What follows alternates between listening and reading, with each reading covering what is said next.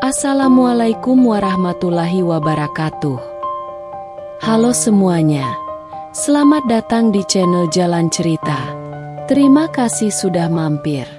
Semoga kalian selalu sehat, bahagia, dan dimudahkan dalam segala urusan. Jangan lupa subscribe, like, dan nyalakan lonceng notifikasinya, supaya kalian gak ketinggalan cerita-cerita seru di sini. Yuk, langsung aja kita mulai.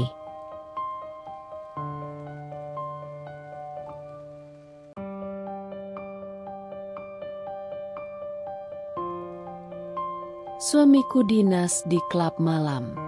Aku menatap koper berwarna hitam di sudut kamar. Isinya sudah rapi, lengkap dengan kemeja kerja yang sudah aku setrika, dasi yang aku pilihkan dengan hati-hati, dan parfum kesukaannya yang tak pernah lupa ia semprotkan sebelum berangkat. Mas Ridho sedang berdiri di depan cermin, merapikan kemeja putih yang baru saja ia kenakan. Aku memperhatikannya dalam diam, mencoba membaca pikirannya melalui ekspresi wajahnya. Tapi kali ini, ia sulit ditebak. Biasanya, sebelum berangkat dinas, ia akan banyak bercerita kepadaku tentang agenda kerja, tentang atasan yang menyebalkan, tentang rekan-rekan yang harus bekerja bersamanya. Tapi kali ini, tidak ada cerita. Ia hanya diam, sibuk dengan ponselnya, dan sesekali tersenyum kecil seolah sedang membaca sesuatu yang menyenangkan. Aku berdiri di ambang pintu, menatapnya dengan perasaan tak menentu. Ada sesuatu yang berbeda. Aku bisa merasakannya. Mas, kok mendadak banget? Biasanya dikasih tahu jauh-jauh hari kalau ada dinas luar kota. Tanyaku, mencoba terdengar biasa saja.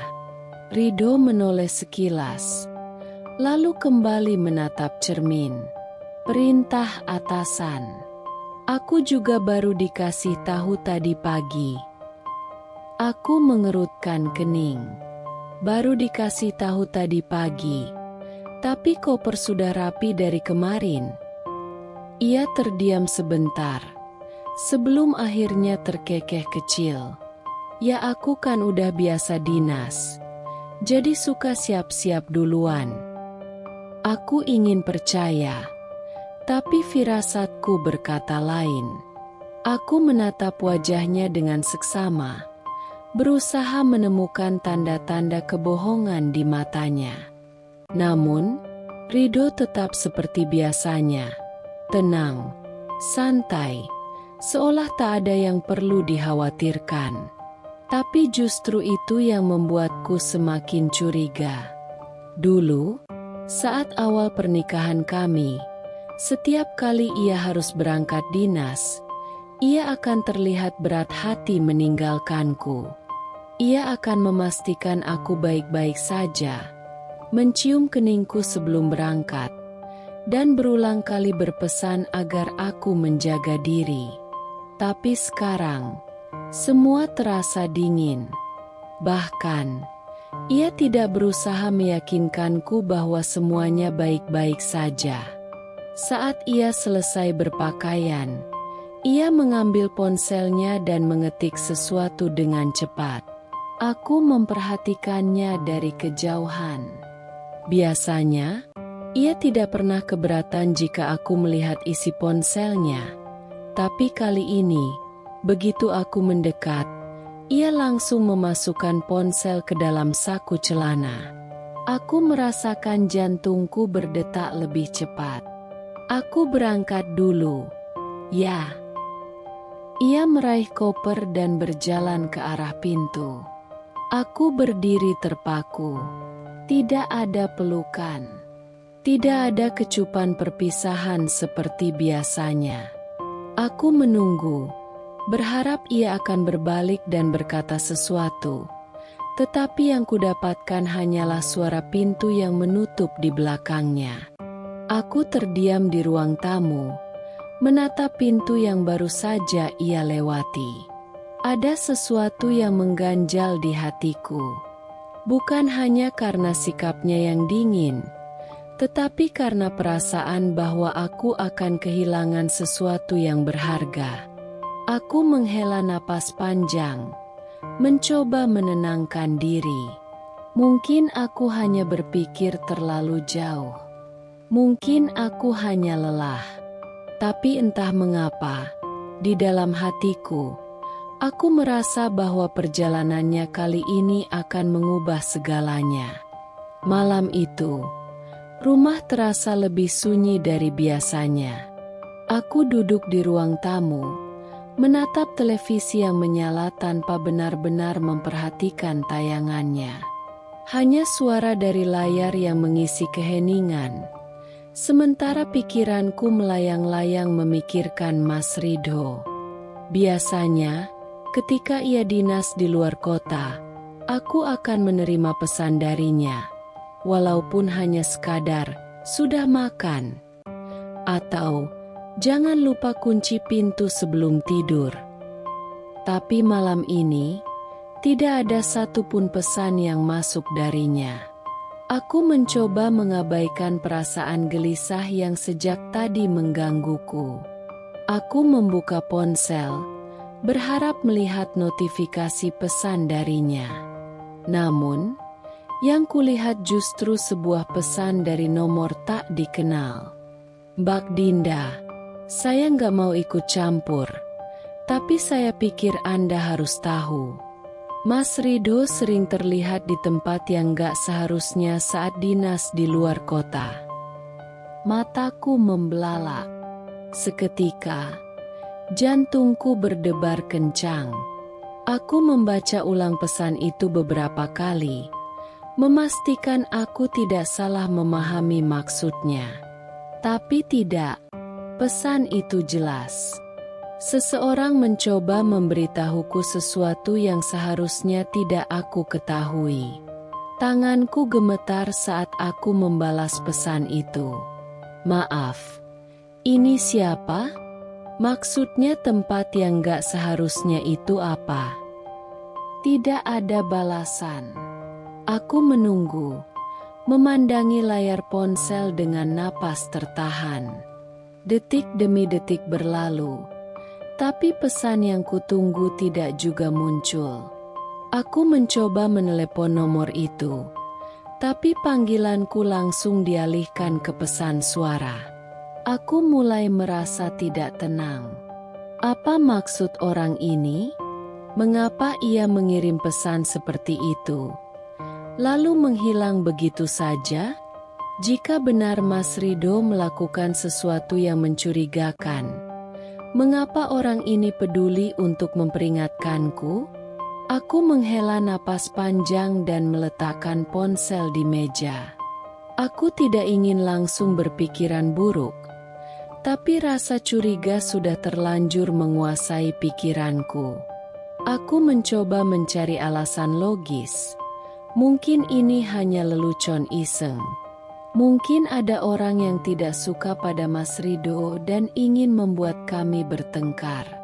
Tapi, di sisi lain, aku tidak bisa mengabaikan bagaimana sikap Mas Ridho akhir-akhir ini terasa berbeda.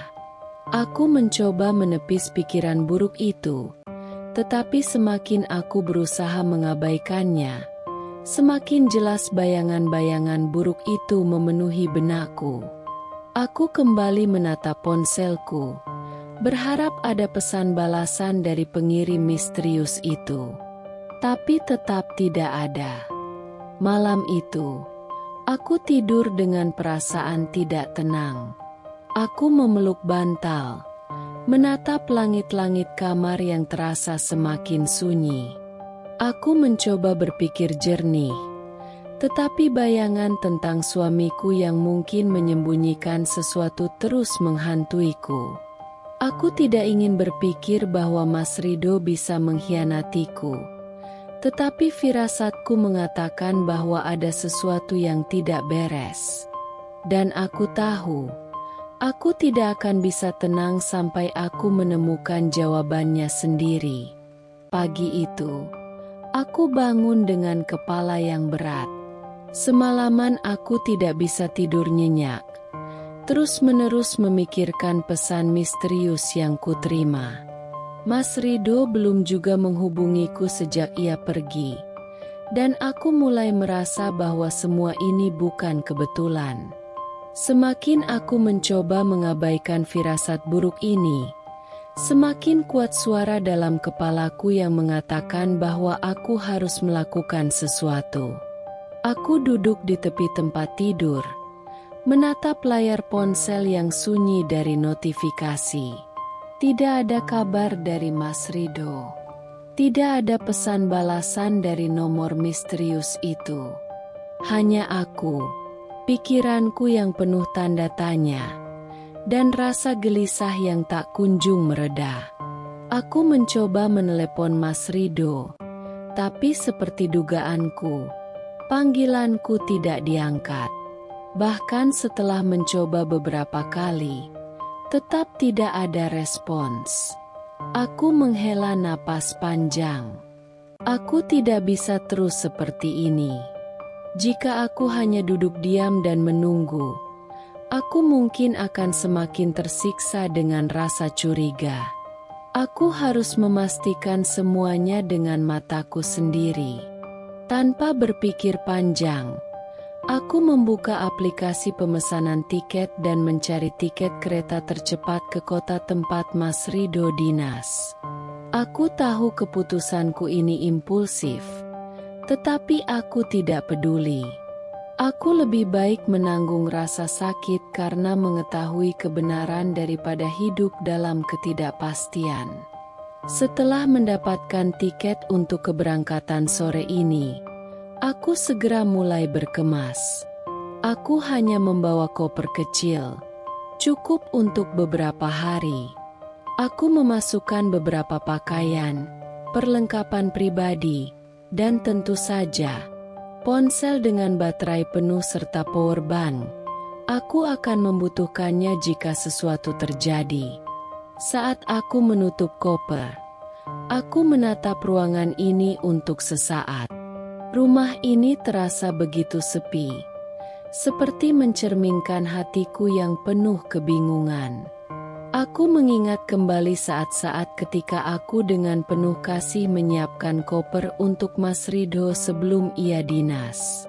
Aku akan memastikan semuanya tertata rapi, memberinya bekal makanan kecil, dan menyelipkan catatan kecil berisi pesan manis agar ia tahu aku selalu menunggunya di rumah. Tapi sekarang, aku pergi tanpa sepengetahuannya. Bukan untuk mengejutkannya dengan kejutan manis, melainkan untuk mencari tahu apakah pria yang selama ini aku percayai benar-benar setia padaku. Perjalanan menuju stasiun terasa panjang. Aku duduk di dalam taksi dengan tatapan kosong. Pikiranku terus dipenuhi berbagai skenario. Bagaimana jika aku menemukan sesuatu yang tidak ingin kulihat? Bagaimana jika pesan itu benar? Bagaimana jika selama ini aku telah dibohongi? Sesampainya di stasiun, aku menarik napas dalam-dalam. Aku tidak bisa mundur sekarang. Aku menaiki kereta dengan hati yang masih bergejolak. Sepanjang perjalanan, aku menatap keluar jendela, menyaksikan pemandangan yang berlalu begitu saja tanpa benar-benar melihatnya. Aku tenggelam dalam pikiranku sendiri, bertanya-tanya bagaimana akhir dari perjalanan ini. Setelah beberapa jam perjalanan, aku akhirnya tiba di kota tempat Mas Rido dinas. Udara di sini terasa lebih dingin, atau mungkin itu hanya perasaanku saja. Aku menarik koper kecilku dan segera mencari penginapan terdekat. Aku tidak ingin langsung muncul di hadapan Mas Rido.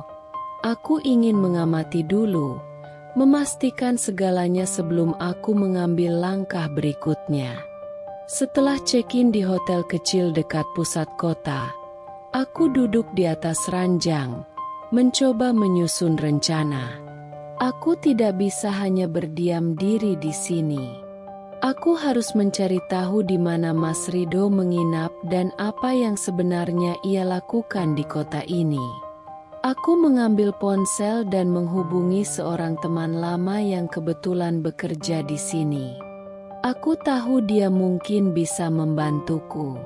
Setelah beberapa nada sambung, panggilanku akhirnya diangkat. "Dinda, tumben banget kamu kesini." Suara teman lamaku terdengar terkejut di ujung telepon. "Aku ada urusan, dan aku butuh bantuanmu," kataku, berusaha agar suaraku tetap tenang. "Apa yang bisa aku bantu?" Aku menelan ludah sebelum akhirnya berkata, "Aku butuh informasi tentang suamiku. Aku merasa ada yang tidak beres." Temanku terdiam sejenak, lalu menghela napas. "Dinda, aku nggak tahu harus bilang apa.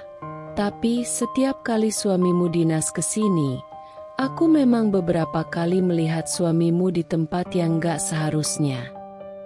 Jantungku berdegup kencang.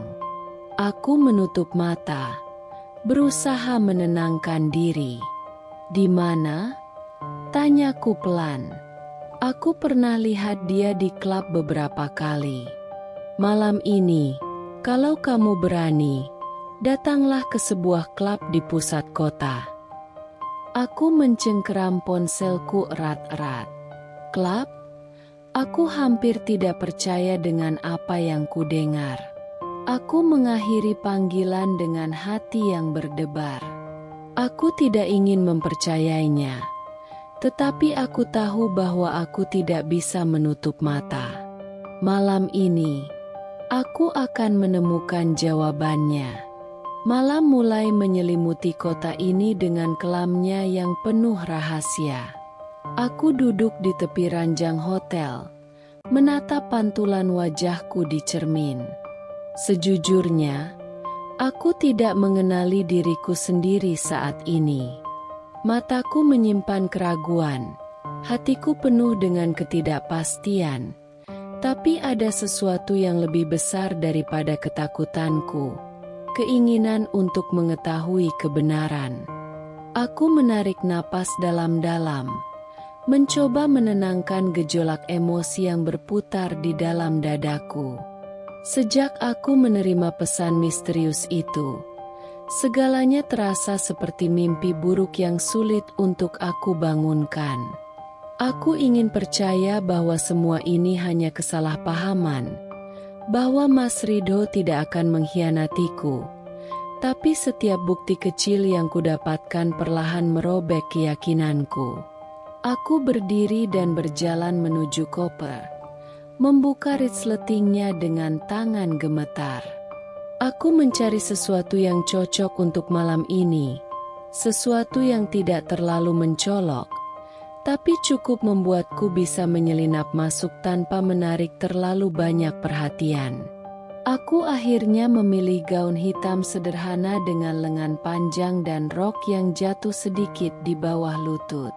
Aku tidak berniat untuk berdandan berlebihan. Tapi aku juga tidak ingin tampak seperti orang luar yang terlalu mencolok di tempat yang asing bagiku. Setelah bersiap, aku berdiri di depan cermin dan menarik napas panjang. Aku tidak tahu apa yang menungguku di sana, tapi aku sudah bertekad untuk menghadapi semuanya. Jika memang suamiku menyimpan rahasia, maka malam ini aku akan membongkarnya. Aku memesan taksi dan memberikan alamat yang telah diberikan oleh temanku. Selama perjalanan, aku hanya bisa menatap jendela dengan kosong. Lampu-lampu kota berpendar di antara gedung-gedung tinggi, menciptakan bayangan yang terasa begitu asing bagiku. Aku tidak pernah menyangka bahwa aku akan berada dalam situasi seperti ini, menguntit suamiku sendiri, mencari tahu apakah ia masih setia atau tidak. Taksi akhirnya berhenti di depan sebuah bangunan dengan lampu neon yang terang. Musik berdentum dari dalam, begitu keras hingga aku bisa merasakannya bergetar di dada. Pintu masuk dijaga oleh seorang pria berbadan tegap yang sesekali mengangguk kepada para pengunjung yang masuk. Aku menelan ludah, mencoba menenangkan diri. Dengan langkah hati-hati, aku berjalan menuju pintu masuk. Seorang petugas menghentikanku sejenak, memeriksa tas kecilku sebelum mengizinkanku masuk. Begitu aku melewati pintu, suara musik menghantamku lebih keras. Lampu-lampu warna-warni berkedip-kedip, menyorot orang-orang yang menari dengan bebas di lantai dansa. Aroma alkohol dan parfum mahal bercampur di udara, menciptakan atmosfer yang terasa begitu jauh dari kehidupanku sehari-hari. Aku berjalan perlahan, mataku mencari-cari sosok yang sangat aku kenal. Jantungku berdegup kencang, seakan bisa meledak kapan saja. Aku terus melangkah, melewati kerumunan orang yang tertawa dan bersenang-senang tanpa peduli dengan dunia luar. Lalu, aku melihatnya. Di sudut ruangan, di sebuah sofa mewah yang agak tersembunyi, Mas Ridho duduk dengan seorang wanita di sampingnya. Aku merasa dunia seolah berhenti berputar. Ia tampak begitu santai. Satu tangan memegang gelas berisi minuman beralkohol, sementara tangan lainnya melingkari pinggang wanita itu. Mereka berbicara dengan jarak yang begitu dekat, dan aku bisa melihat dengan jelas bagaimana wanita itu tertawa dengan genit, meletakkan tangannya di dada suamiku. Darahku mendidih. Aku menggigit bibir, menahan amarah yang hampir meledak. Ini bukanlah suamiku yang aku kenal. Ini bukan pria yang dulu bersumpah untuk mencintaiku dan setia kepadaku seumur hidupnya. Aku ingin berbalik dan pergi, berpura-pura bahwa aku tidak melihat semua ini. Aku ingin meyakinkan diriku bahwa ini semua hanya mimpi buruk yang akan segera berakhir. Tapi aku tahu, aku tidak bisa. Aku tidak akan membiarkan penghinaan ini berlalu begitu saja. Dengan langkah tegap, aku berjalan mendekat. Suamiku tidak menyadari kehadiranku, begitu tenggelam dalam dunia yang selama ini ia sembunyikan dariku. Tapi wanita di sampingnya melihatku lebih dulu. Ia menatapku dengan mata membesar, menyadari bahwa ada sesuatu yang salah. Dan saat itulah, Mas Ridho menoleh dan pandangan kami bertemu. Wajahnya langsung berubah. Syok, panik, semua emosi itu berkumpul dalam sekejap di matanya.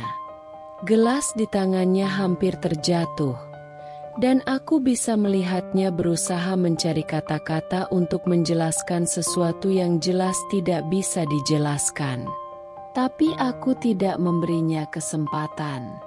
Dengan penuh kemarahan, aku meraih sisa minuman di atas meja dan menyiramkan isinya ke wajahnya.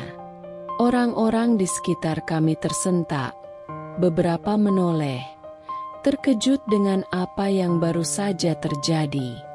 Mas Ridho mengedipkan matanya berkali-kali, kaget dengan cairan dingin yang kini menetes dari wajahnya. "Apa-apaan kamu, Din?" Suaranya terdengar marah. Tapi aku tidak peduli. Aku mengalihkan tatapanku ke wanita di sampingnya. Tanpa pikir panjang, aku menjambak rambutnya dengan kasar, menariknya hingga ia berteriak kesakitan. Aku tidak peduli jika semua mata tertuju padaku sekarang. Aku tidak peduli jika aku terlihat seperti wanita gila. Aku sudah terlalu muak dengan kebohongan ini. Kamu pikir aku bodoh, hah? Suaraku bergetar oleh emosi. Selama ini aku percaya sama kamu. Aku pikir kamu benar-benar kerja. Tapi ternyata kamu malah bersenang-senang di tempat begini. Dengan perempuan ini, wanita itu meronta, mencoba melepaskan diri, tapi aku semakin mengeratkan cengkeramanku. Sakit, lepasin aku, jeritnya. Mas Rido berdiri dan mencoba menarik tanganku, tapi aku menepisnya dengan kasar. Aku menatapnya dengan penuh kebencian. Amarah yang selama ini aku pendam akhirnya meledak. Kamu pengkhianat, Mas Rido, kataku. Suaraku dingin. Kamu pikir aku nggak akan tahu? Kamu pikir aku akan terus percaya sama omong kosongmu? Ia terdiam, tidak mampu berkata-kata. Aku melepaskan jambakanku dan mendorong wanita itu menjauh. Ia terhuyung ke belakang, rambutnya berantakan, wajahnya memerah karena malu dan kesakitan. Aku bisa melihat ketakutan di matanya. Ketakutan yang sama yang kini ada di mata suamiku. Aku menarik napas dalam-dalam. Ini baru permulaan. Malam ini, bukan hanya suamiku yang akan menerima akibat dari pengkhianatannya. Aku akan memastikan bahwa semua orang tahu siapa sebenarnya Mas Rido. Aku akan menghancurkan kehidupan palsu yang selama ini ia bangun. Sama seperti bagaimana ia telah menghancurkan kepercayaanku. Dan aku tidak akan berhenti sampai semuanya berakhir. Suasana di dalam klub mendadak berubah tegang. Musik masih berdentum. Lampu-lampu masih berkedip-kedip dalam nuansa ungu dan merah. Tetapi semua mata kini tertuju padaku, pada Mas Rido, dan pada wanita yang baru saja aku jambak. Beberapa orang di sekitar menahan napas, sementara yang lain justru terlihat menikmati tontonan gratis ini, seolah aku dan suamiku adalah bagian dari drama yang mereka tunggu-tunggu. Mas Rido berdiri terpaku. Matanya masih dipenuhi keterkejutan yang belum sempat surut. Pakaian kerjanya yang rapi kini basah oleh alkohol yang baru saja aku siramkan. Dan wajahnya yang biasanya penuh percaya diri kini tampak ketakutan. Aku bisa melihatnya menggigit bibir, menelan ludah, seolah berusaha mencari cara untuk keluar dari situasi ini. Dinda, kita bicara di luar, katanya dengan nada rendah. Hampir memohon. Aku tertawa sinis. Suara tawaku terdengar dingin dan tajam. Bicara di luar? Aku mengulangi kata-katanya. Buat apa, Mas? Supaya kamu bisa cari alasan lagi? Supaya kamu bisa bohong lagi? Wajahnya memucat. Ia tahu aku tidak akan dengan mudah melepasnya kali ini. Aku menatap wanita yang masih berdiri di sampingnya. Wajahnya ketakutan. Tangannya merapikan rambut yang tadi kusibakkan dengan kasar. Ia mengenakan gaun merah ketat dengan belahan dada yang terlalu rendah untuk disebut sopan. Dari caranya berdiri dan melihat sekeliling dengan gelisah, aku tahu ia malu, tetapi ia masih belum cukup malu untuk angkat kaki dari hadapanku. Siapa kamu? Tanyaku dingin, menatapnya tajam. Ia menelan ludah, bibirnya bergetar. Tapi sebelum ia sempat menjawab, Mas Rido langsung berdiri di antara kami. Dinda, cukup, katanya dengan nada mendesak. Aku menatapnya dengan tatapan penuh kebencian. Cukup? Aku mengulanginya lagi. Kali ini lebih sinis. Kamu pikir aku sudah selesai? Kamu pikir aku akan diam saja setelah melihat ini semua? Tanganku gemetar karena amarah. Aku bisa merasakan seluruh tubuhku dipenuhi panas, seolah darahku mendidih di dalam pembuluhnya.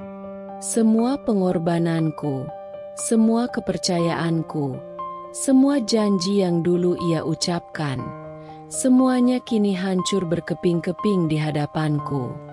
Dinda, jangan buat keributan di sini, katanya lagi, kali ini dengan suara lebih rendah, mencoba menenangkanku. Aku menggelengkan kepala sambil tertawa miris. Jangan buat keributan, Mas Ridho. Kamulah yang membuat keributan ini. Kamu yang menghancurkan semuanya. Aku mengeluarkan ponselku, membuka kamera, dan mulai merekam. Wajah Mas Ridho langsung berubah panik saat melihatku mengangkat ponsel ke arahnya. Dinda, matikan itu, desaknya, mencoba meraih ponselku. Aku mundur selangkah, menjauh darinya. Kenapa? Takut. Takut semua orang tahu siapa kamu sebenarnya. Beberapa orang di sekitar mulai mengangkat ponsel mereka juga, merekam kejadian ini. Aku bisa mendengar bisikan-bisikan di antara para pengunjung klub. Beberapa dari mereka bahkan sudah mulai menyiarkan langsung di media sosial. Aku tidak peduli. Aku ingin dunia tahu. Aku ingin semua orang tahu bahwa pria yang selama ini dianggap terhormat, pria yang mengenakan seragam dinas dengan bangga, hanyalah seorang pembohong yang bersenang-senang di belakang istrinya. Mas Ridho melangkah maju. Suaranya lebih mendesak. Dinda, tolong, jangan lakukan ini. Aku menatapnya, dan untuk pertama kalinya, aku merasa tidak lagi mencintainya.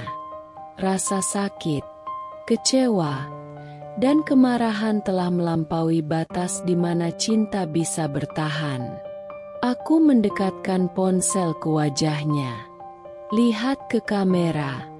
Mas, ayo, bilang ke semua orang.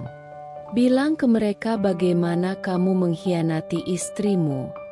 Bagaimana kamu menghabiskan waktu dinas dengan bersenang-senang di dunia malam. Wajahnya memerah, antara marah dan malu. Dinda, aku bilang cukup. Kali ini ia berteriak. Tetapi teriakannya hanya membuat semakin banyak orang tertarik untuk melihat. Aku tersenyum dingin.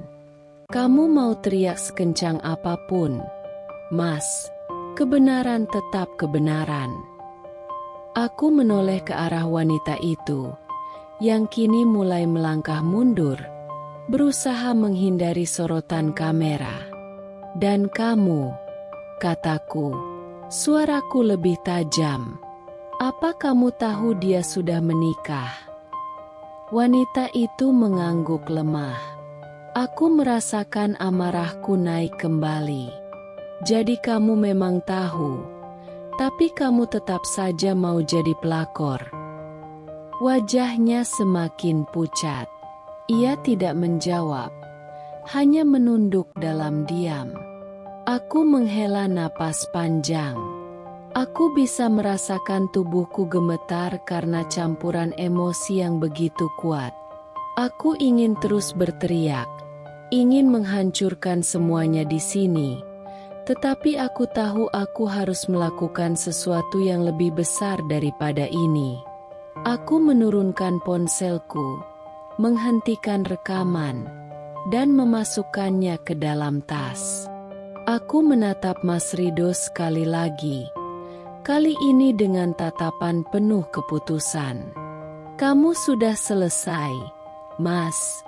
Aku tidak akan pernah memaafkanmu. Lalu aku berbalik dan berjalan pergi. Aku tidak lagi ingin mendengar alasan atau kebohongannya. Aku tidak ingin lagi melihat wajahnya. Aku sudah cukup terluka, dan kini saatnya aku mengambil kendali atas hidupku sendiri. Tapi sebelum aku keluar dari klub, aku menoleh sekali lagi dan berkata dengan suara lantang yang bisa didengar semua orang. Besok pagi, kantor tempat kamu bekerja akan menerima laporan tentang semua ini. Dan aku akan memastikan bahwa kamu tidak akan lagi memakai seragam yang selama ini kamu banggakan. Dan dengan itu, aku melangkah keluar, meninggalkan kehidupan lama yang kini telah hancur. Aku tidak tahu apa yang akan terjadi setelah ini, tetapi satu hal yang aku tahu pasti, aku tidak akan pernah membiarkan diriku dihancurkan oleh pengkhianatan lagi. Udara malam di luar klub terasa menusuk kulitku, tetapi rasanya lebih ringan dibandingkan beban yang menyesakkan dadaku sejak tadi. Aku berdiri sejenak di trotoar, menarik napas panjang, mencoba menenangkan gemuruh dalam hatiku. Aku masih bisa mendengar suara musik berdentum dari dalam, suara-suara orang yang berbisik, mungkin membicarakan kejadian barusan. Tapi aku tidak peduli. Aku sudah mengambil keputusan. Dan sekali aku mengambil keputusan, tidak akan ada yang bisa menghentikanku.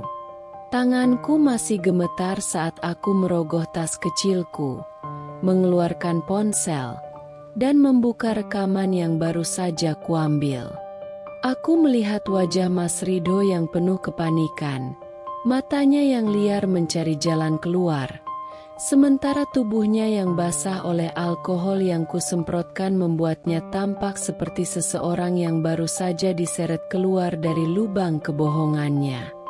Wanita di sampingnya pun tampak ketakutan, seperti seekor kucing liar yang baru saja tertangkap mencuri ikan di dapur. Aku menghela napas. Aku tahu ini belum selesai. Aku tidak bisa hanya berhenti di sini.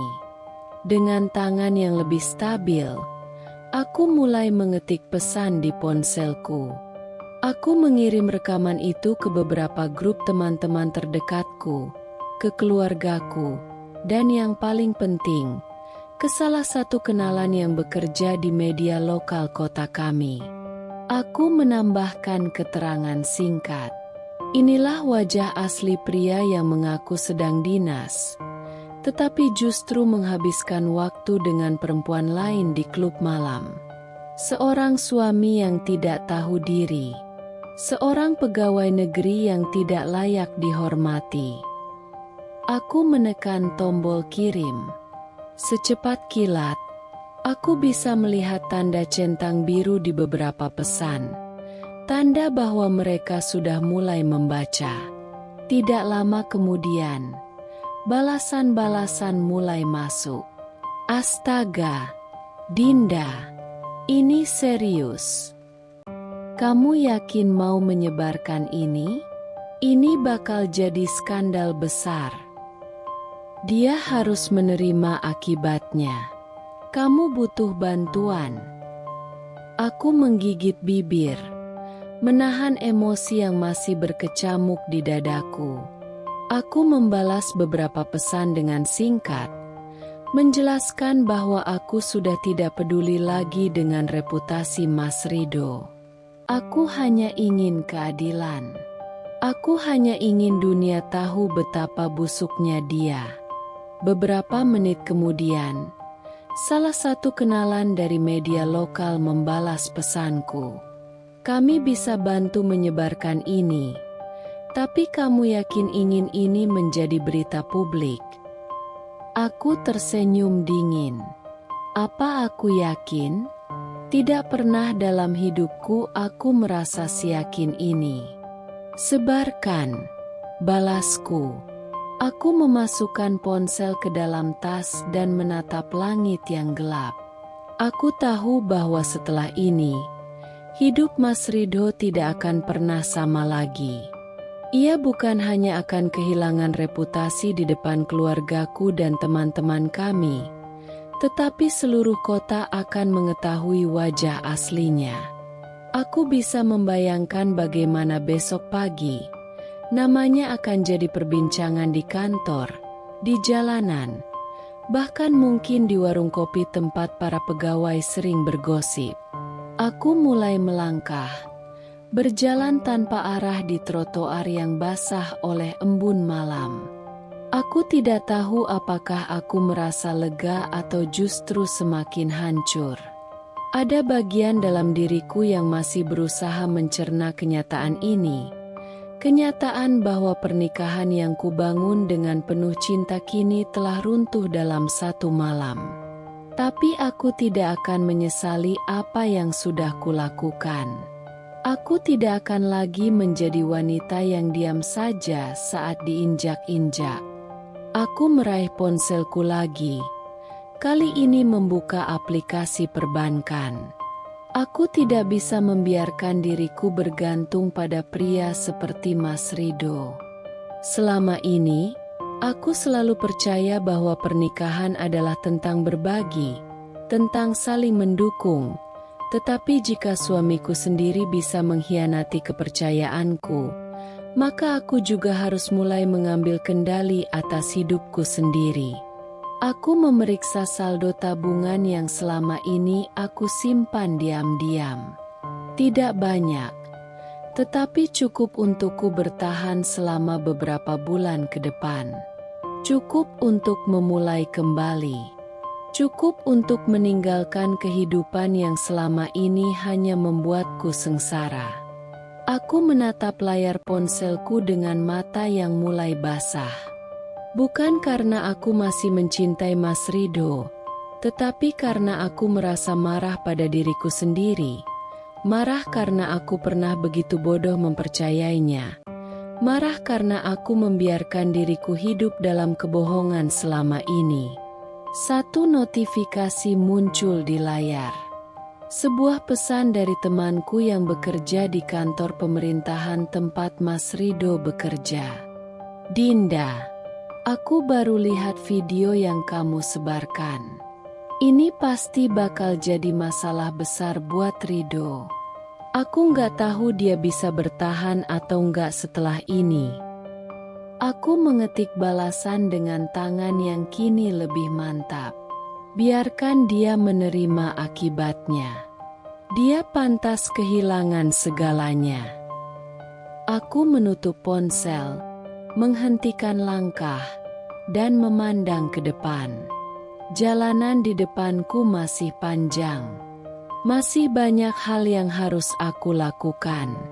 Masih ada luka yang harus aku sembuhkan. Tapi satu hal yang pasti, aku tidak akan pernah kembali kepada pria yang sudah menghancurkan kepercayaanku. Malam ini, aku mungkin kehilangan seorang suami.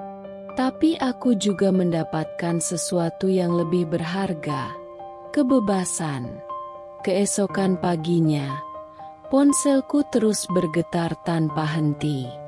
Aku terbangun di kamar hotel dengan kepala yang masih berat. Tubuh yang lelah setelah semalam emosiku menguras seluruh energiku. Aku meraih ponsel dari nakas di samping tempat tidur.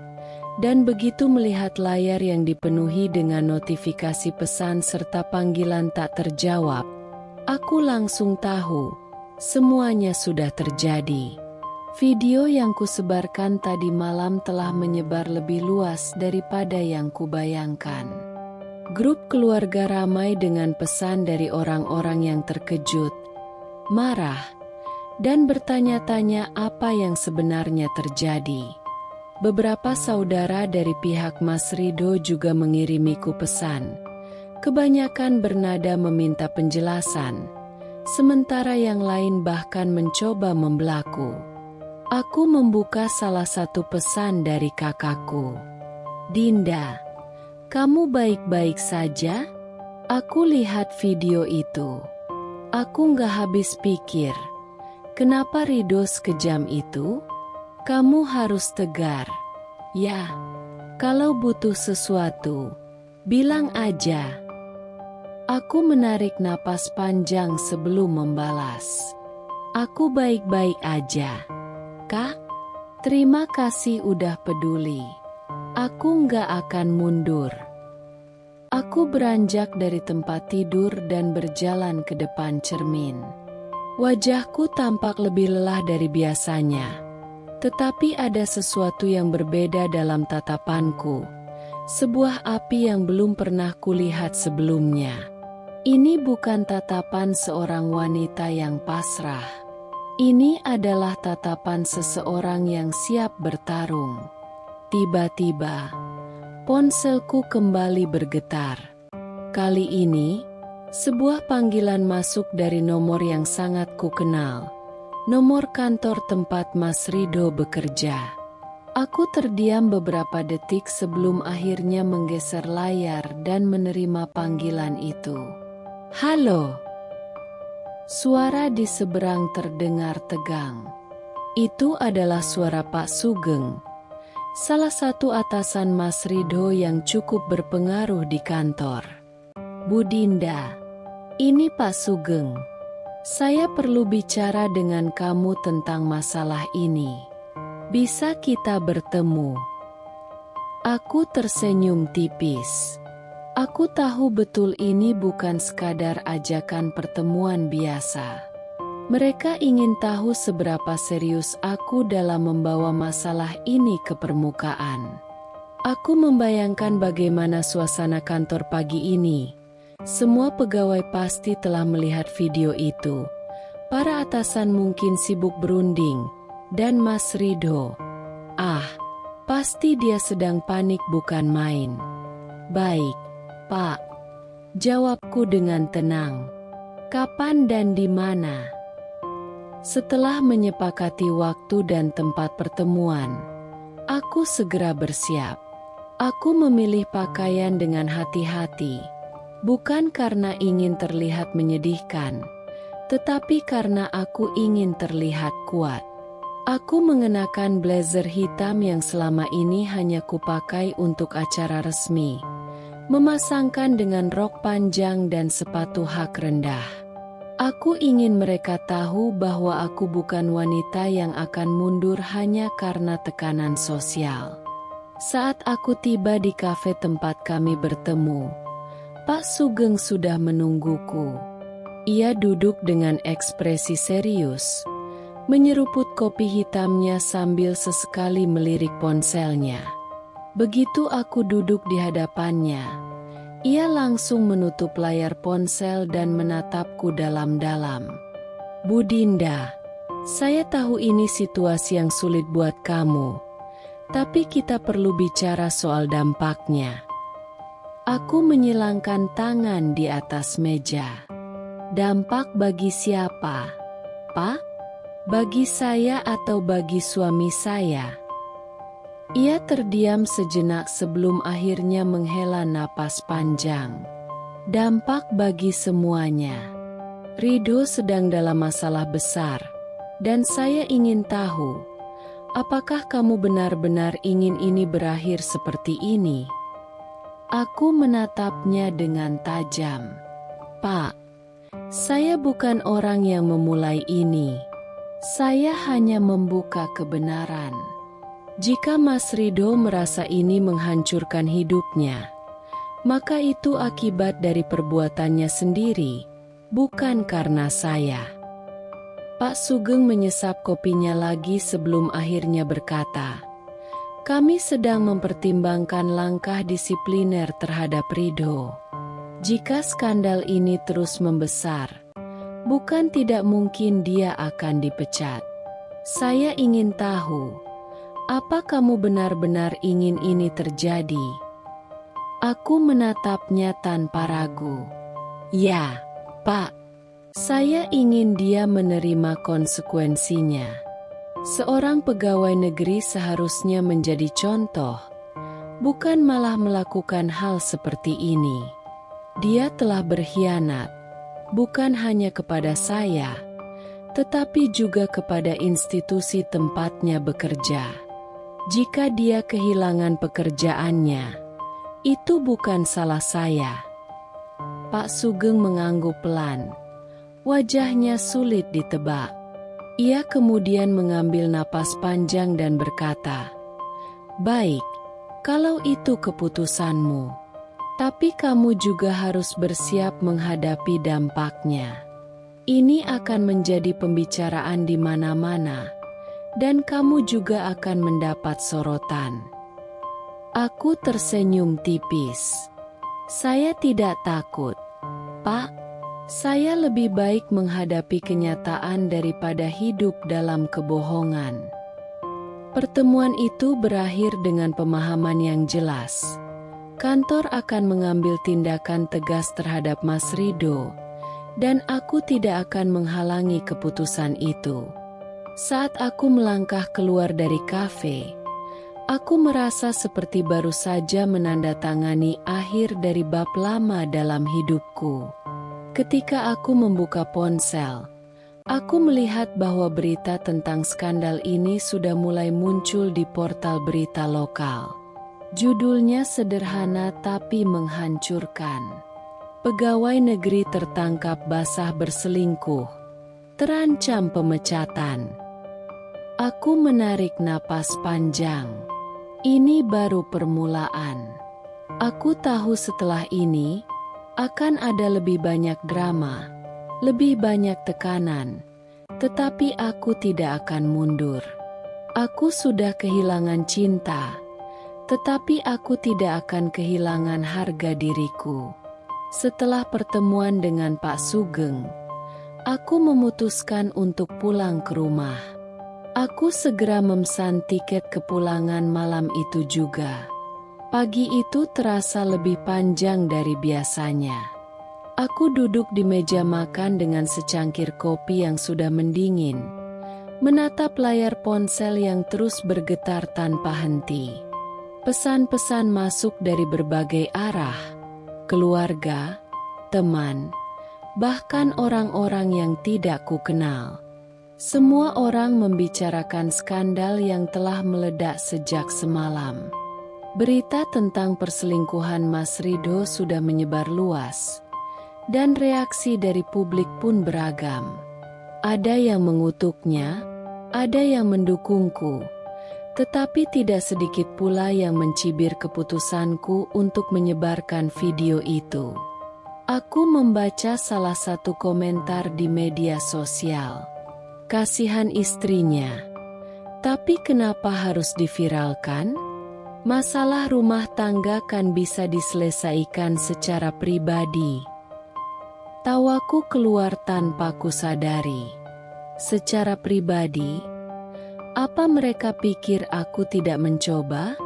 Apa mereka pikir aku tidak cukup sabar menunggu Mas Rido berubah?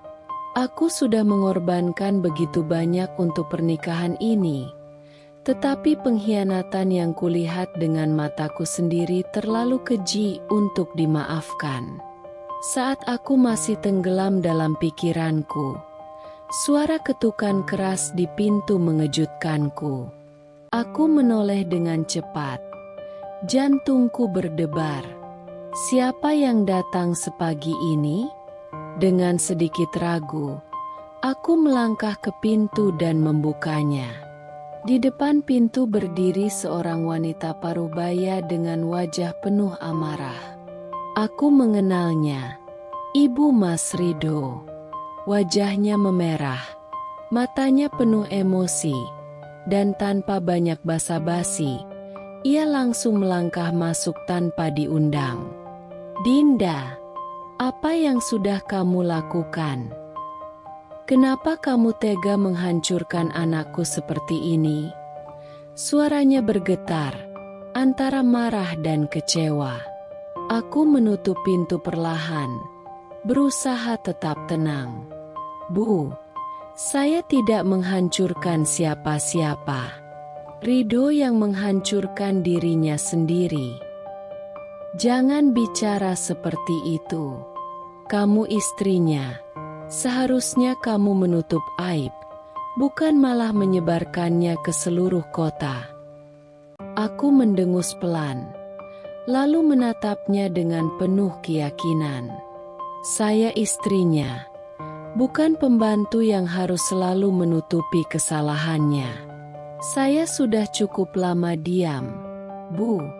Ridho bukan hanya menyakiti saya, dia juga sudah mengkhianati janji yang dia buat sendiri.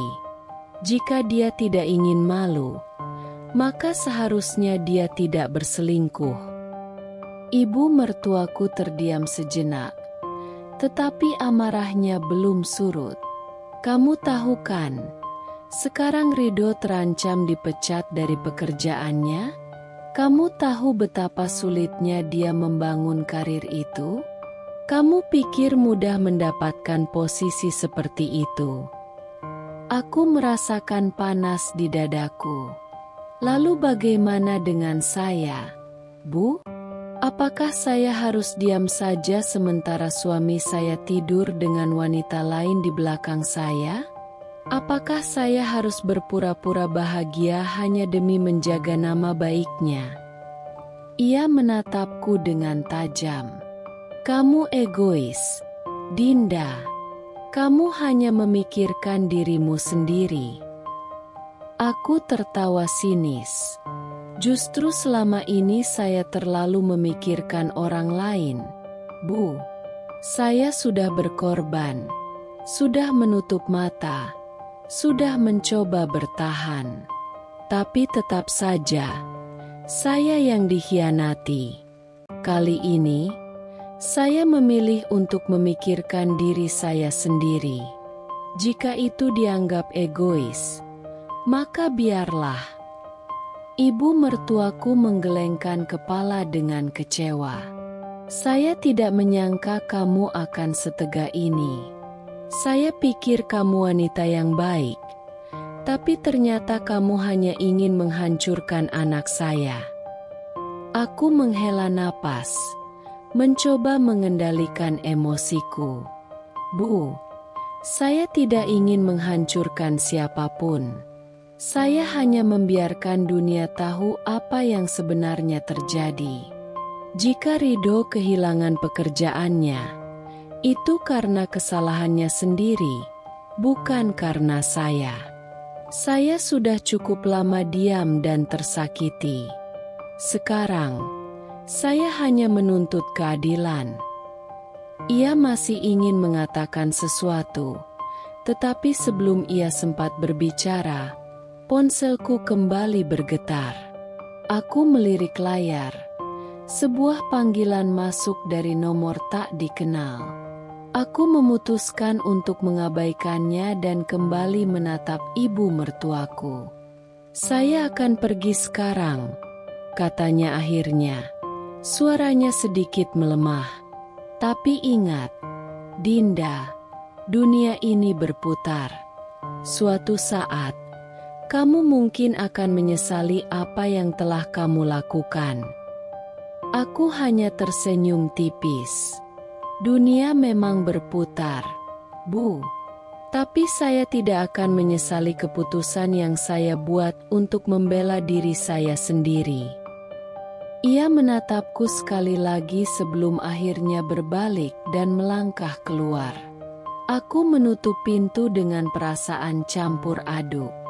Aku tahu, setelah ini, aku akan menghadapi lebih banyak tekanan, lebih banyak tuduhan.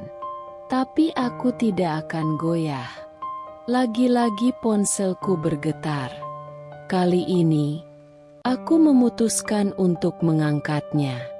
Halo. Suara di seberang terdengar ragu-ragu sebelum akhirnya berbicara. Mbak Dinda. Saya ingin bicara. Saya wanita yang kemarin di klub. Aku langsung menegang. Ini adalah sesuatu yang tidak aku duga. Saya tahu saya salah, dan saya tidak akan membela diri. Tapi saya mohon, bisa kita bicara? Saya ingin menjelaskan sesuatu. Aku menggenggam ponsel erat-erat. Rasa marah yang sempat mereda kembali mendidih di dalam dadaku. Tapi di sisi lain, ada rasa penasaran yang tidak bisa kutolak. Aku menarik napas panjang sebelum menjawab. Baik, tetapi aku sudah kembali ke kotaku. Kalau kamu mau, kamu saja ke sini. Aku ingin mendengar apa yang ingin kamu katakan. Tapi jangan berharap aku akan memaafkanmu. Suara di seberang menghela napas. Saya mengerti. Tolong beri saya kesempatan untuk bertemu. Aku menutup panggilan itu dengan perasaan bercampur aduk. Entah apa yang akan terjadi dalam pertemuan nanti, tetapi satu hal yang pasti, aku tidak akan membiarkan diriku diinjak lagi. Ini belum berakhir. Ini baru permulaan. Sore itu, aku duduk di sebuah kafe dengan perasaan yang bercampur aduk. Secangkir kopi di depanku sudah mulai dingin, sementara aku masih menimbang-nimbang keputusan yang baru saja kuambil. Aku tidak pernah membayangkan akan ada hari di mana aku duduk menunggu perempuan yang telah menghancurkan rumah tanggaku sendiri. Aku mengamati sekeliling. Kafe ini cukup ramai. Orang-orang sibuk dengan percakapan masing-masing. Tidak ada yang tahu bahwa di salah satu sudut ruangan sedang terjadi pertemuan yang mungkin akan menjadi salah satu momen paling bersejarah dalam hidupku. Beberapa menit kemudian, pintu kafe terbuka, dan seorang wanita melangkah masuk dengan langkah ragu.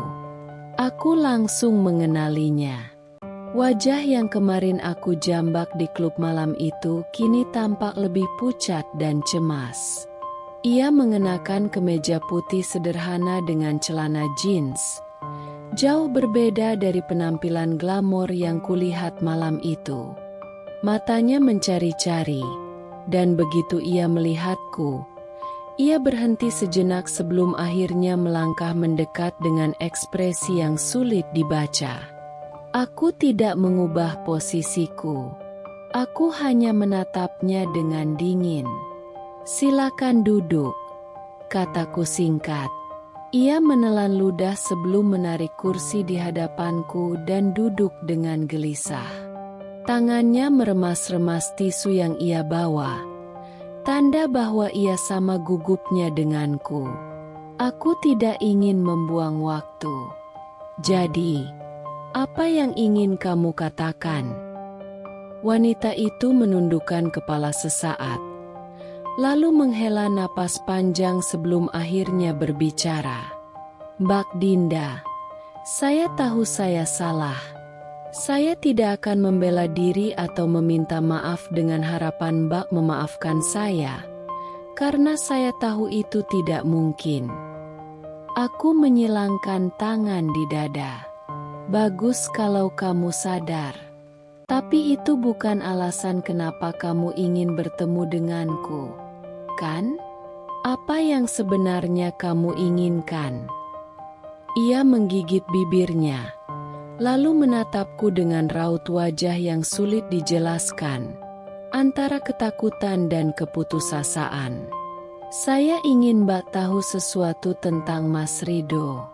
Sesuatu yang mungkin bisa membantu Mbak melihat gambaran yang lebih besar." Aku menaikkan alisku. "Gambaran yang lebih besar?" Ia mengangguk.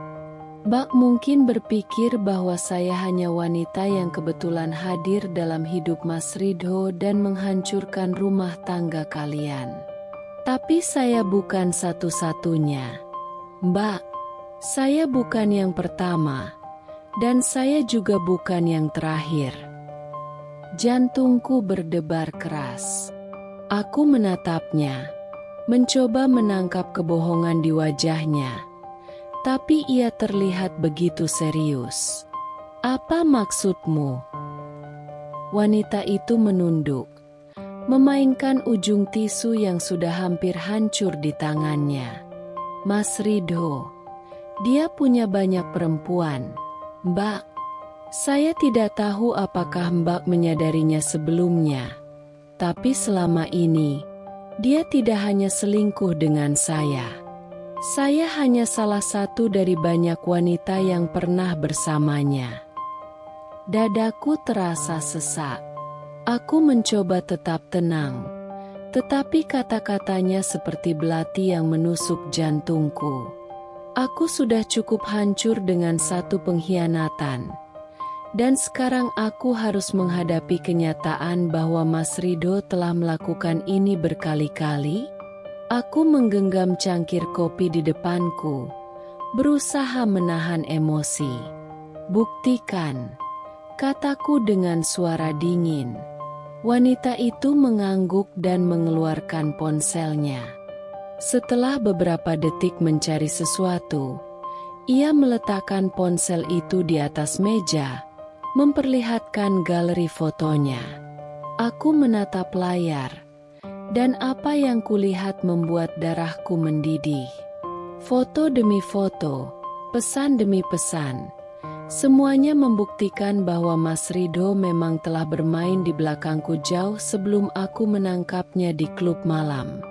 Ada foto dirinya dengan wanita lain di restoran mahal, tangkapan layar percakapan mesra dengan beberapa perempuan berbeda, bahkan video singkat dirinya bercumbu dengan seseorang di dalam mobil. Aku ingin muntah. Aku ingin membalik meja ini dan berteriak sekencang-kencangnya. Wanita itu menatapku dengan mata berkaca-kaca. Saya tahu ini tidak menghapus kesalahan saya, Mbak. Tapi saya merasa Mbak berhak tahu. Saya juga sudah mengakhiri semuanya dengan Mas Ridho. Dan setelah melihat bagaimana dia memperlakukan saya dan banyak wanita lain, saya sadar, dia tidak pernah benar-benar mencintai siapapun selain dirinya sendiri. Aku menutup mata sejenak, mencoba menenangkan diri. Rasanya seluruh dunia yang selama ini kupijak tiba-tiba runtuh. Aku berpikir bahwa aku telah menemukan titik terendah dalam hidupku kemarin. Tetapi ternyata masih ada lebih banyak kebenaran pahit yang harus kutelan. Setelah beberapa saat, aku membuka mata dan menatapnya tajam. Kenapa kamu memberitahuku semua ini sekarang? Ia menunduk. Karena saya akui saya salah, Mbak. Hanya ini satu-satunya cara yang kubisa untuk sedikit membantu Mbak. Saya tahu Mbak pasti lebih sakit daripada saya. Dan saya tidak bisa membayangkan bagaimana rasanya dikhianati seperti ini. Tapi jika ada satu hal yang bisa saya lakukan untuk menebus kesalahan saya, maka ini dia. Memberitahu Mbak kebenaran. Aku menghela napas panjang. Emosiku masih berkecamuk. Tetapi ada satu hal yang kini aku sadari dengan sangat jelas. Mas Ridho bukan hanya seorang pengkhianat. Ia adalah seorang pembohong yang luar biasa. Seseorang yang telah menipu banyak wanita, termasuk aku. Aku menatap wanita di depanku, yang kini tampak jauh lebih rapuh daripada saat pertama kali ia masuk ke kafe ini. Aku tidak bisa mengatakan bahwa aku memaafkannya, karena luka ini terlalu dalam. Tetapi aku juga sadar bahwa ia hanyalah salah satu korban dari seorang pria yang tidak pernah tahu bagaimana cara mencintai dengan benar.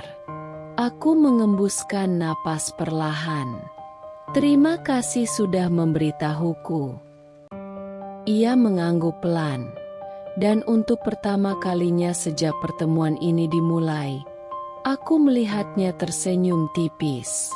Aku bangkit dari kursiku, mengambil ponselku, lalu meninggalkan kafe itu tanpa menoleh ke belakang. Aku sudah cukup melihat. Aku sudah cukup tahu. Dan sekarang, aku tahu bahwa aku harus melangkah lebih jauh. Mas Ridho tidak hanya akan kehilangan pekerjaannya, ia juga akan kehilangan segalanya. Aku duduk di dalam mobil dengan tangan gemetar, masih memegang ponsel yang penuh dengan bukti perselingkuhan Mas Ridho. Nafasku berat, pikiranku berputar tanpa henti, mencoba mencerna semua yang baru saja terjadi. Aku pikir aku sudah mengetahui semuanya saat memergokinya di klub malam. Tetapi ternyata itu hanyalah permukaan dari kebusukan yang selama ini tersembunyi. Aku menggenggam setir erat-erat. Dadaku sesak, bukan hanya karena kemarahan, tetapi juga karena rasa jijik dan pengkhianatan yang semakin dalam. Mas Ridho tidak hanya berselingkuh dengan satu wanita. Dia telah melakukannya berkali-kali, dengan berbagai perempuan yang entah berapa jumlahnya. Aku merasakan kepalaku berdenyut, tetapi aku menolak untuk tenggelam dalam kesedihan. Jika aku menangis sekarang, itu hanya akan membuang waktuku. Aku tidak boleh lemah. Tidak lagi. Aku menyalakan mesin mobil dan melaju dengan kecepatan sedang menuju rumah. Di sepanjang perjalanan, pikiranku mulai merencanakan langkah selanjutnya. Mas Ridho sudah cukup lama bersikap seenaknya. Selama ini, dia berpikir bahwa aku adalah istri yang lemah, yang akan selalu memaafkan dan menerima kembali. Tapi kali ini, dia akan tahu bahwa aku bukan wanita yang bisa diinjak-injak begitu saja. Setibanya di rumah, aku langsung masuk dan mengunci pintu. Aku berjalan ke ruang kerja dan membuka laptop. Aku mulai mengatur semua bukti yang kumiliki. Foto-foto, tangkapan layar percakapan, dan video yang diberikan oleh wanita yang kutemui tadi. Aku mengurutkannya satu persatu, memastikan semuanya jelas dan tak terbantahkan. Jika aku ingin menyerang, aku harus melakukannya dengan rapi dan telak. Setelah selesai mengumpulkan bukti, aku mulai menyusun email. Aku mengirimkan semua bukti ini ke instansi tempat Mas Ridho bekerja, menyertakan keterangan jelas tentang bagaimana ia tidak hanya mencoreng nama institusi, tetapi juga memanfaatkan posisinya untuk bersenang-senang di belakang istrinya. Aku tahu, dalam dunia kerja seperti miliknya, integritas adalah segalanya. Jika berita ini sampai ke atasan dan rekan-rekannya, maka tidak ada lagi yang bisa menyelamatkan karirnya. Setelah mengirimkan email itu, aku menutup laptop dan bersandar di kursi. Hatiku masih berdebar, tetapi ada sedikit rasa lega. Aku tidak peduli lagi apakah orang-orang akan menganggapku kejam. Aku tidak peduli lagi apakah dia akan membenciku. Aku hanya ingin dia merasakan sakit yang sama seperti yang telah dia berikan padaku. Beberapa jam kemudian, aku menerima email balasan dari instansi tempat Mas Ridho bekerja. Mereka menyatakan bahwa laporan yang kuberikan sedang dalam proses investigasi, dan jika terbukti benar, maka konsekuensi serius akan diberikan kepada Mas Ridho. Aku tersenyum puas. Satu langkah sudah kulakukan, dan kini tinggal menunggu hasilnya. Pagi itu, aku bangun dengan perasaan campur aduk. Di satu sisi, aku merasa puas karena akhirnya bisa membalas semua pengkhianatan Mas Ridho. Tapi di sisi lain, ada ketegangan yang menggantung di udara. Hari ini adalah hari di mana konsekuensi dari perbuatannya akan mulai bermunculan. Dan aku ingin melihat bagaimana dunia akan bereaksi terhadapnya. Aku turun dari tempat tidur dan meraih ponsel yang tergeletak di atas meja. Notifikasi dari video perselingkuhan Mas Rido yang aku sebarkan masih meledak. Ratusan pesan masuk dari orang-orang yang ingin tahu lebih lanjut tentang skandal yang telah kupublikasikan. Beberapa dari mereka adalah teman-teman lama yang terkejut. Beberapa adalah orang asing yang mengirimkan dukungan. Dan sebagian lagi adalah orang-orang yang sekadar ingin mengomentari drama ini. Namun, ada satu pesan lain yang menarik perhatianku. Pesan dari seorang rekan kerja Mas Rido yang kukenal secara pribadi. Dinda, aku hanya ingin memberitahumu. Ini lebih buruk dari yang kau kira. Mas Rido benar-benar dalam masalah besar. Aku mengernyit. Apa maksudnya? Bukankah kehilangan pekerjaannya sudah cukup buruk? Aku membalas dengan cepat. Apa yang kau maksud? Tidak butuh waktu lama sebelum balasannya masuk. Video dan bukti yang kau sebarkan bukan hanya menghancurkan reputasinya di kantor, tapi juga menarik perhatian atasan yang lebih tinggi. Masalah ini sudah sampai ke tingkat pusat. Dan sekarang ada penyelidikan lebih lanjut terhadap semua perjalanan dinas yang pernah dia lakukan. Aku terdiam. Ini lebih dari yang kubayangkan. Aku awalnya hanya ingin menghancurkan namanya dan membuatnya kehilangan pekerjaannya. Tapi jika instansinya benar-benar melakukan penyelidikan lebih dalam, itu bisa berarti ada kemungkinan dia telah menyalahgunakan jabatannya selama ini. Aku mulai mencari berita di internet. Benar saja, berita tentang skandal perselingkuhan seorang pegawai dinas mulai muncul di beberapa portal media lokal. Bahkan ada yang menyebut kemungkinan adanya dugaan penyalahgunaan anggaran selama perjalanan dinasnya. Jika itu terbukti, maka ini bukan lagi sekadar skandal rumah tangga. Ini bisa berujung pada kasus hukum. Aku menarik napas dalam-dalam. Ini lebih besar dari yang kupikirkan. Tiba-tiba, ponselku berdering. Kali ini, panggilan dari nomor kantor dinas tempat Mas Rido bekerja. Aku menatapnya sejenak. Mempertimbangkan apakah aku harus mengangkatnya atau tidak. Setelah beberapa detik, aku akhirnya menjawab, "Halo." Di seberang sana, terdengar suara berat seorang pria yang kukenal sebagai salah satu atasan Mas Rido. "Bu Dinda, ini Pak Surya. Aku ingin bicara denganmu tentang situasi ini." Aku mengangguk meskipun dia tidak bisa melihatku. "Saya dengar, Pak. Apa yang bisa saya bantu?" Pak Surya menghela napas. "Kami sudah melihat semua bukti yang kau kirimkan. Dan sekarang, ada banyak pihak yang menekan kami untuk mengambil tindakan. Aku ingin tahu apakah kau masih memiliki bukti lain yang bisa membantu penyelidikan ini." Aku mengepalkan tanganku. Jadi ini benar-benar serius. Saya masih punya beberapa bukti percakapan dan transaksi yang mencurigakan. Jawabku. Saya bisa menyerahkannya jika diperlukan. Pak Surya terdengar berpikir sejenak sebelum menjawab.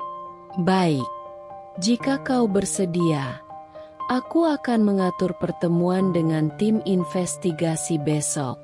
Tapi kau harus tahu, Dinda, jika ini berlanjut, konsekuensinya bisa sangat berat bagi Mas Rido. Kau yakin ingin melanjutkannya?" Aku terdiam sejenak. Apakah aku yakin? Apakah aku benar-benar ingin menghancurkannya sampai ke titik ini? Lalu, aku mengingat semua malam-malam yang kulewati dengan air mata. Semua kebohongan yang dia lontarkan dengan mudah. Semua wanita yang telah dia sentuh selain aku. Dan akhirnya, aku tahu jawabannya. Ya, Pak. Saya yakin. Pak Surya menghela napas lagi. Baik. Kami akan menghubungimu untuk detailnya. Aku menutup telepon dan meletakkan ponsel di meja. Aku menatap pantulan diriku di cermin. Wanita yang menatap balik kepadaku bukan lagi wanita yang lemah. Aku sudah sampai di titik ini, dan aku tidak akan mundur. Aku berjalan ke dapur, menuangkan segelas air, dan meminumnya perlahan. Aku tahu hari ini hanyalah permulaan dari kejatuhan Mas Ridho. Dan aku siap untuk melihatnya jatuh lebih dalam lagi. Satu hal yang pasti, dia akan menyesal telah mengkhianatiku.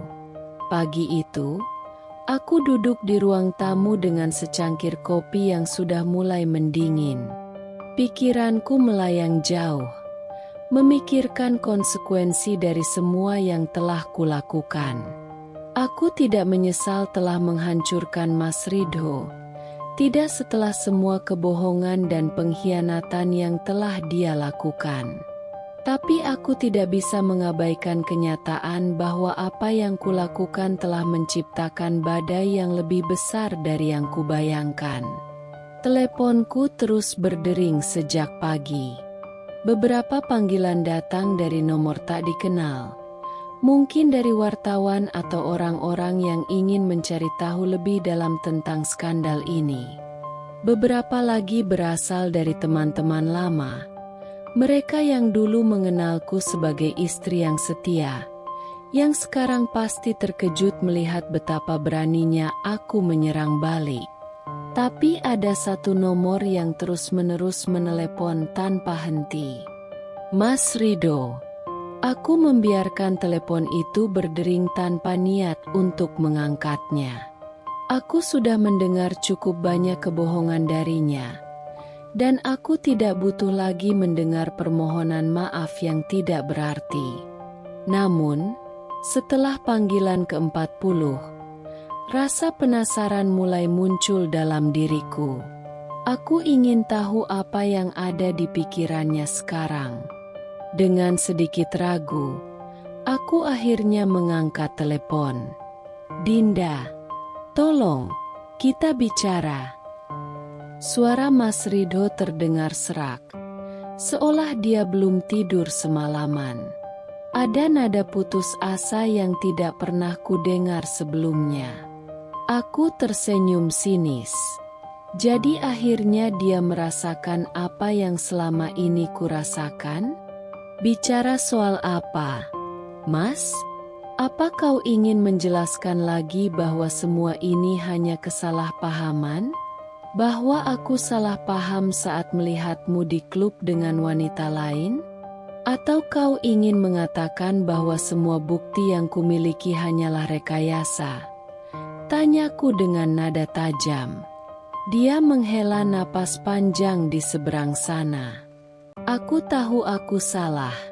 Dinda, aku tahu aku telah menghancurkan semuanya. Tapi tolong, jangan teruskan ini. Aku akan kehilangan segalanya. Aku tertawa kecil. Oh, jadi sekarang kau peduli dengan kehilangan? Lucu sekali, Mas. Saat aku kehilangan kepercayaan, kehilangan harga diriku, kehilangan cinta yang kuberikan padamu, apakah kau peduli? Ada jeda panjang sebelum dia menjawab. Aku bodoh. Aku terlalu percaya diri bahwa aku bisa melakukan apapun tanpa ada konsekuensi. Aku pikir kau akan selalu ada di sana, selalu menerima dan memaafkan. Aku menggeleng, meskipun dia tidak bisa melihatnya. Kau salah.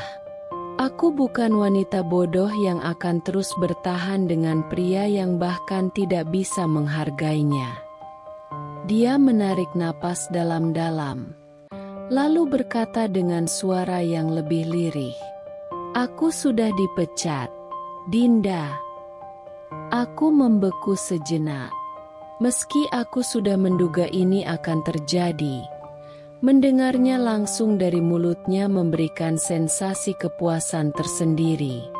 "Bagus," jawabku datar. "Setidaknya sekarang kau tahu rasanya kehilangan sesuatu yang penting." "Dinda, aku tahu aku tidak bisa meminta maaf dan mengharapkan semuanya kembali seperti dulu. Aku tahu aku sudah merusak segalanya. Tapi, tolong, jangan seret aku lebih jauh lagi." Aku mengernyit. "Apa maksudmu?" "Aku tahu ada penyelidikan lebih lanjut. Aku tahu mereka sedang menggali semua perjalanan dinasku. Jika mereka menemukan sesuatu, aku bisa berakhir di penjara." Aku menggigit bibir, mencoba menahan emosi yang mulai bercampur aduk. Bagian dari diriku ingin merasakan kepuasan karena dia akhirnya menerima akibat dari semua perbuatannya. Tapi bagian lain dari diriku masih mengingat bahwa dulu aku mencintainya. Bahwa dulu aku menganggapnya sebagai suami yang akan selalu bersamaku. "Apa yang kau inginkan dariku, Mas?" tanyaku akhirnya. "Hentikan ini. Tidak apa-apa jika kamu ingin kita bercerai. Aku akan menyerahkan semua yang kau minta. Tapi tolong, jangan biarkan aku kehilangan segalanya." Aku menutup mata. Aku bisa saja mengakhiri semuanya di sini. Aku bisa saja membiarkannya jatuh lebih dalam, membiarkannya menerima semua hukuman yang pantas dia dapatkan. Tapi aku juga tahu, jika aku benar-benar ingin melanjutkan hidupku, aku harus melepaskan semuanya, termasuk kebencian ini. Aku tidak bisa menghentikan penyelidikan itu, Mas. Itu bukan urusanku lagi." Dia tidak menjawab untuk beberapa saat. Aku bisa mendengar suara napasnya yang berat. "Jadi, ini akhirnya." Aku mengangguk meski dia tak bisa melihatnya. "Ya, Mas. Ini akhirnya. Kau harus menerima konsekuensi dari semua yang telah kau lakukan. Sama seperti aku dulu harus menerima kenyataan bahwa kau telah mengkhianatiku." Dia tidak mengatakan apa-apa lagi. Setelah beberapa detik, dia menutup telepon tanpa sepatah kata pun. Aku menatap layar ponselku, merasa lebih ringan dari sebelumnya. Aku sudah mengambil keputusan, dan aku tidak akan menyesalinya. Aku sudah cukup lama hidup dalam bayang-bayang pengkhianatan. Sekarang, saatnya aku melangkah maju, meninggalkan semua luka ini, dan membangun kembali hidupku. Tanpa menunggu lebih lama, aku membuka berkas perceraianku dan mulai menandatangani halaman-halaman terakhir.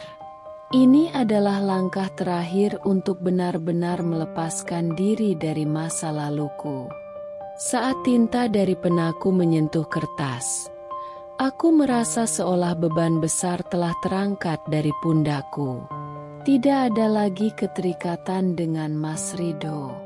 Tidak ada lagi alasan untuk melihat ke belakang. Setelah menandatangani berkas perceraian, aku menutup map itu perlahan, menatapnya dengan perasaan yang sulit dijelaskan. Rasanya aneh. Selama bertahun-tahun, aku hidup sebagai istri Mas Ridho, seseorang yang kucintai dan kuanggap sebagai tempat bersandar. Kini, dengan hanya beberapa coretan tinta, semua itu berakhir. Tidak ada lagi status istri yang melekat padaku. Tidak ada lagi kewajiban untuk menunggu kepulangannya. Tidak ada lagi alasan untuk menahan air mata karena pengkhianatan. Aku menghela napas panjang, membiarkan semua emosi yang tersisa mengalir keluar. Hatiku terasa lebih ringan, seolah-olah beban yang selama ini menindihku perlahan-lahan menghilang. Tidak ada lagi belenggu, tidak ada lagi ketakutan. Aku bebas, tapi kebebasan ini datang dengan harga yang mahal. Hidupku sudah berubah sepenuhnya, dan aku harus menerima kenyataan bahwa tidak semua orang bisa memahami pilihanku. Tiba-tiba, bel rumah berbunyi. Aku mengernyit, tidak mengharapkan tamu pagi ini. Dengan langkah hati-hati, aku berjalan menuju pintu dan mengintip dari jendela kecil di sampingnya. Hatiku sedikit berdebar saat melihat siapa yang berdiri di luar. Ibuku. Aku menghela napas sebelum membuka pintu. Ibu. Wajahnya penuh dengan kekhawatiran, tetapi ada juga sesuatu yang lain di matanya, sesuatu yang tidak bisa langsung kupahami. Tanpa banyak bicara, ibu masuk ke dalam rumah, duduk di sofa, dan menatapku dalam-dalam. Apa kau benar-benar yakin dengan semua ini, Nak? Tanyanya dengan suara lembut, tetapi penuh ketegasan. Aku menelan ludah. Aku tahu apa yang dimaksudnya. Aku sudah mempertimbangkannya. Bu, aku tidak bisa membiarkan dia lolos begitu saja setelah semua yang dia lakukan. Ibu menghela napas. Ibu mengerti sakit hatimu, Dinda. Ibu tahu kau sudah terlalu lama menahan semuanya sendirian. Tapi ibu takut kau akan menyesal nanti. Aku menatapnya, mencoba mencari kata-kata yang tepat untuk menjelaskan perasaanku. Bu, aku tidak menyesal. Untuk pertama kalinya dalam hidupku, aku merasa benar-benar memiliki kendali atas takdirku sendiri. Aku tidak ingin menjadi wanita yang hanya menangis dan menerima. Aku ingin melawan, dan aku ingin memastikan bahwa dia mendapatkan hukuman yang pantas. Ibu diam sejenak, lalu mengangguk perlahan. Kalau itu yang membuat hatimu tenang, ibu akan mendukungmu. Tapi berjanjilah satu hal. Aku mencondongkan tubuh ke depan. Apa itu, Bu? Jangan biarkan kebencian menguasai hidupmu. Kata-kata itu menghantamku lebih keras dari yang kuduga. Aku terdiam, memproses apa yang baru saja dikatakan ibu. Selama ini, aku memang bergerak dengan amarah dan dendam yang membara. Itu yang membuatku kuat, yang membuatku berani melawan. Tapi, apakah aku benar-benar ingin menjalani sisa hidupku dengan kebencian sebagai bahan bakar? Aku menunduk, berpikir. Aku tidak tahu, Bu. Ibu meraih tanganku dan menggenggamnya erat. Kau sudah membalas sakit hatimu, Nak. Kau sudah memastikan bahwa dia tidak bisa menyakitimu lagi. Sekarang, waktunya kau mencari kebahagiaanmu sendiri. Bukan dengan cara menghancurkan orang lain, tapi dengan membangun kembali hidupmu. Mataku mulai terasa panas, tapi aku menahan air mata yang hampir jatuh. Ibu benar. Aku sudah mendapatkan keadilan yang kucari, dan sekarang aku harus fokus pada hal yang lebih penting, diriku sendiri. Aku mengangguk. Terima kasih, Bu. Aku janji, aku akan mencoba. Ibu tersenyum lembut dan menarikku ke dalam pelukannya. Ibu bangga padamu, Nak. Kau kuat, dan ibu tahu, kau akan menemukan kebahagiaanmu lagi. Aku memejamkan mata, membiarkan kehangatan pelukan ibu meresap ke dalam hatiku. Untuk pertama kalinya sejak semua ini dimulai, aku merasa benar-benar tenang. Aku tidak tahu apa yang akan terjadi selanjutnya, tapi satu hal yang pasti, aku tidak akan membiarkan masa lalu menghantuiku lagi. Aku siap melangkah maju, meninggalkan semua luka, dan mencari kebahagiaanku sendiri. Setelah ibu pulang, aku duduk di ruang tamu sendirian, menatap kosong ke arah meja. Kata-kata ibu terus terngiang di pikiranku. Jangan biarkan kebencian menguasai hidupmu. Aku tahu ibu benar. Aku sudah membalaskan semua sakit hati yang Mas Rido berikan padaku. Aku sudah memastikan bahwa dia menerima akibat dari pengkhianatannya. Tapi jika aku terus terobsesi dengan pembalasan, apakah aku benar-benar bebas? Aku menghembuskan napas perlahan, lalu bangkit berdiri. Aku berjalan menuju kamar tidur dan menatap diriku di cermin besar yang tergantung di dinding. Wanita yang kulihat di sana sudah berbeda dari Dinda yang dulu. Matanya lebih tegas. Sorotnya tidak lagi penuh dengan ketakutan atau kesedihan. Aku sudah melalui begitu banyak hal, dan aku masih berdiri di sini, masih bernafas, masih punya kesempatan untuk memulai kembali. Aku mengambil ponsel dan membuka galeri. Di dalamnya ada ratusan foto masa laluku bersama Mas Rido, foto-foto pernikahan kami, liburan kami, momen-momen kecil yang dulu terasa bahagia. Aku menelusuri gambar-gambar itu satu persatu, membiarkan diriku merasakan setiap emosi yang muncul. Aku tidak ingin melupakan semuanya, karena bagaimanapun juga, bagian dari hidupku pernah berada di sana. Tapi aku juga tahu bahwa aku tidak bisa terus terjebak di dalamnya.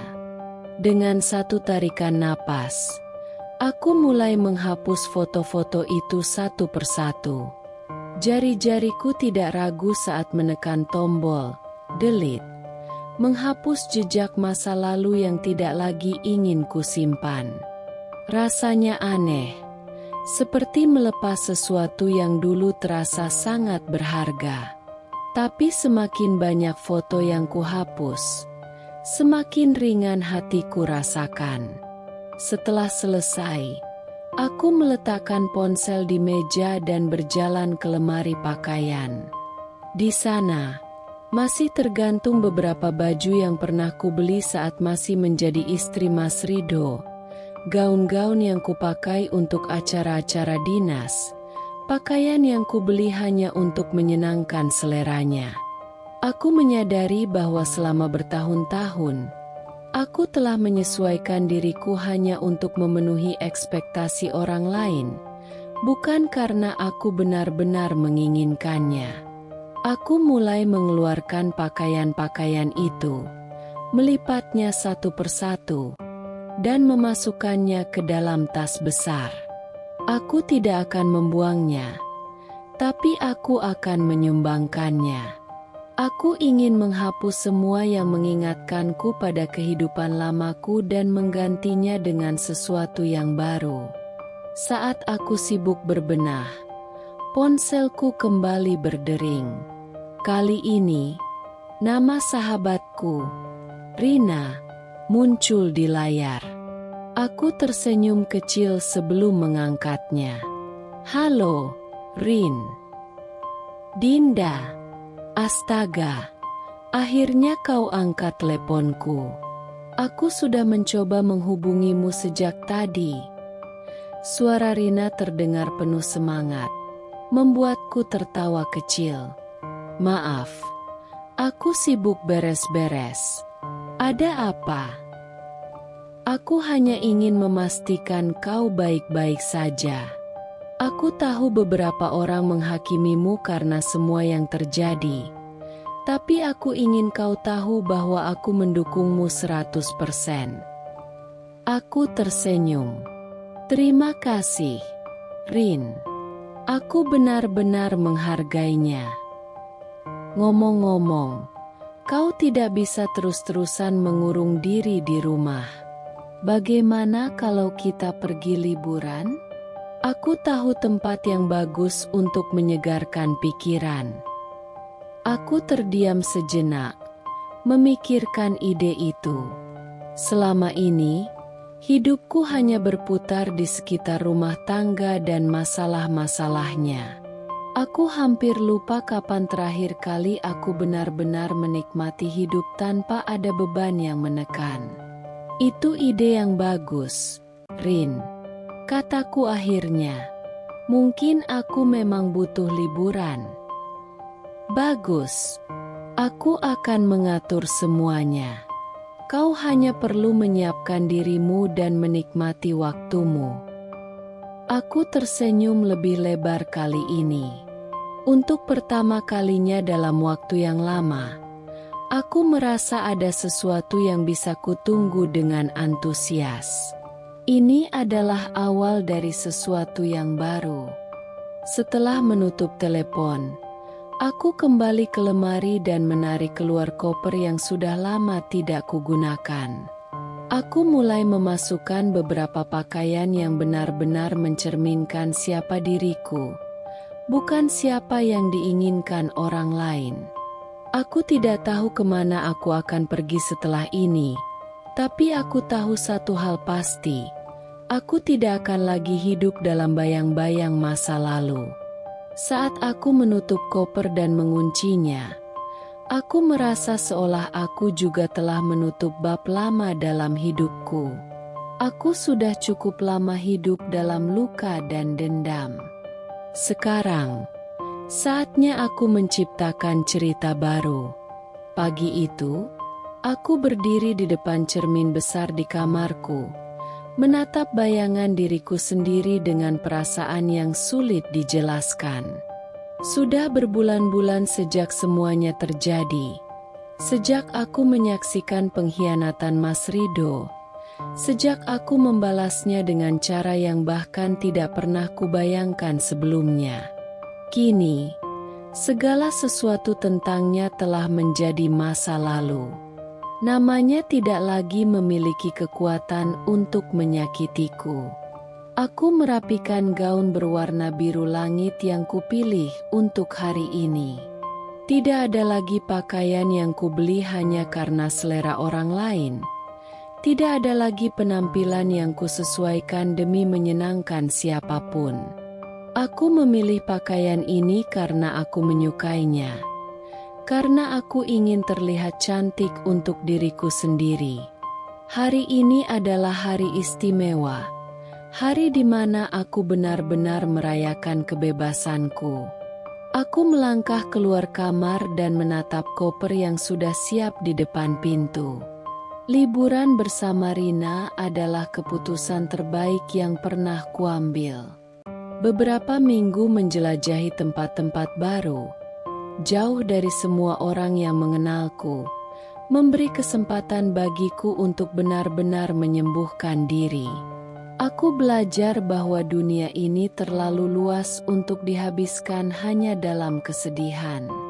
Aku bertemu dengan orang-orang baru, mendengar kisah mereka, tertawa tanpa rasa khawatir, dan untuk pertama kalinya dalam waktu yang lama, aku merasa hidup.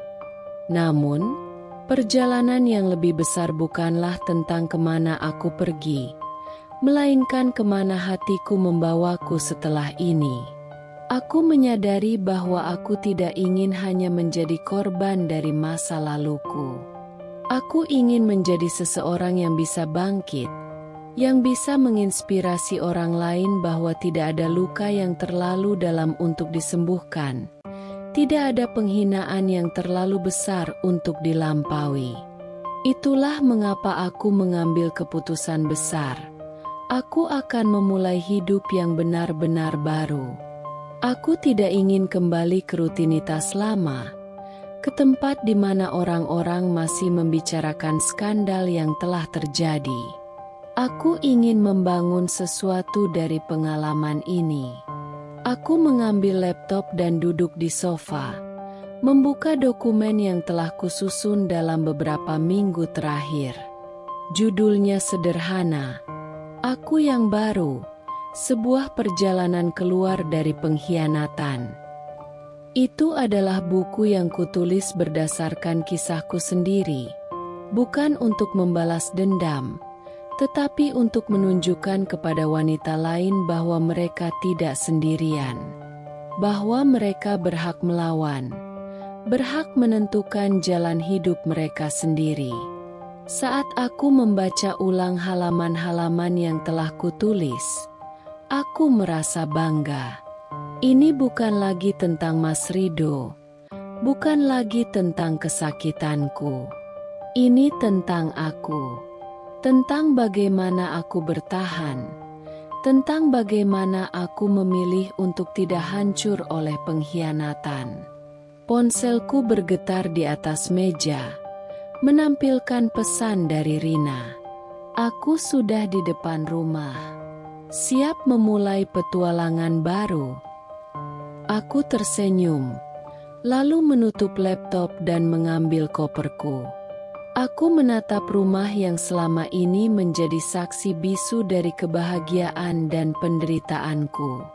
Aku menghirup napas dalam-dalam, lalu menghembuskannya perlahan.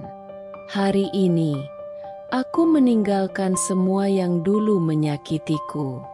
Bukan karena aku ingin melupakan, tetapi karena aku memilih untuk tidak lagi membiarkan masa lalu mengendalikan masa depanku. Aku membuka pintu dan melangkah keluar dengan kepala tegak.